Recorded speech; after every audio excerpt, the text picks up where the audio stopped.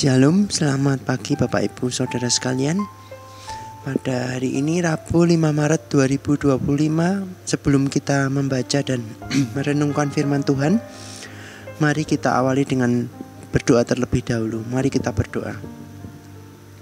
Tuhan Yesus, terima kasih Tuhan untuk kesempatan baru yang Engkau berikan kepada kami pada hari ini.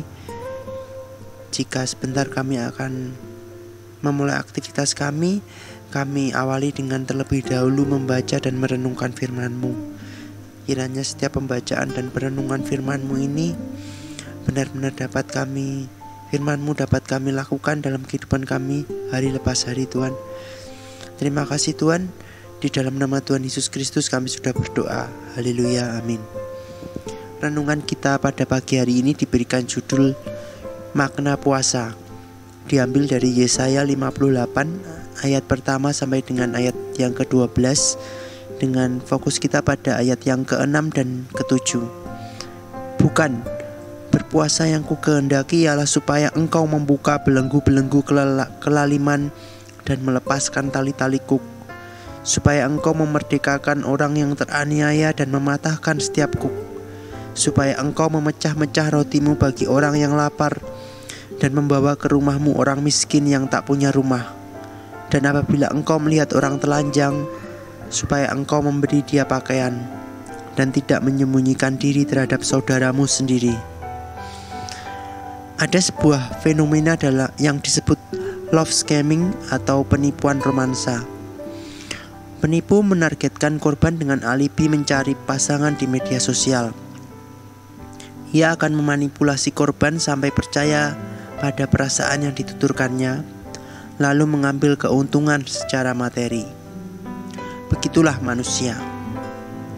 Manusia pintar memoles bagian luar dirinya sehingga sifat yang sebenarnya bisa tertutup rapi. Bahkan, saking pintarnya memoles diri, manusia kerap merasa dapat menipu Tuhan. Inilah yang dilakukan oleh bangsa Israel kepada Tuhan. Bangsa Israel memoles ibadah mereka sehingga tampak saleh agar Tuhan mau memberkati mereka. Akan tetapi Tuhan jelas tidak bisa ditipu.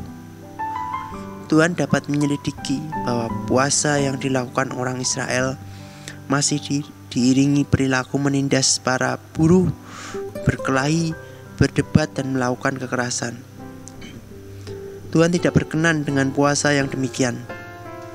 Oleh sebab itu, Tuhan menyatakan bahwa puasa yang dikehendakinya adalah puasa yang diiringi dengan tindakan menyatakan keadilan, ramah tamah, berbagi terhadap sesama, dan kebaikan.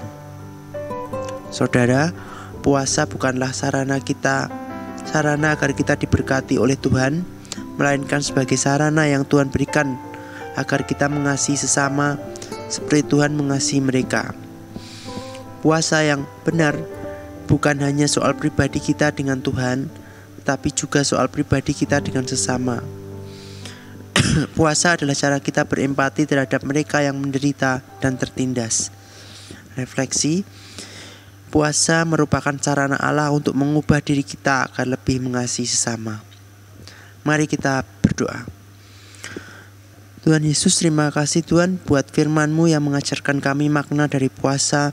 Biarlah melalui puasa kami dapat makin hari makin mengasihi sesama, mengerti keadaan sesama, peduli dan memiliki simpati kepada sesama kami Tuhan. Dan terlebih juga melalui puasa dapat mendekatkan kami kepadamu dan semakin hari dapat boleh semakin mengenal Engkau Tuhan. Dan Tuhan, jika sebentar kami akan melakukan aktivitas kami, kiranya Tuhan berkati aktivitas kami Tuhan pada hari ini dari awal pertengahan hingga akhirnya Tuhan. Jauhkan dari segala macam hal-hal yang tidak berkenan kepadamu. Lindungi kami semua Tuhan, dan pimpin sertai langkah hidup kami hanya ke dalam tangan-Mu saja. Hanya di dalam nama Tuhan kami Yesus Kristus kami sudah berdoa dan mengucap syukur. Haleluya, amin.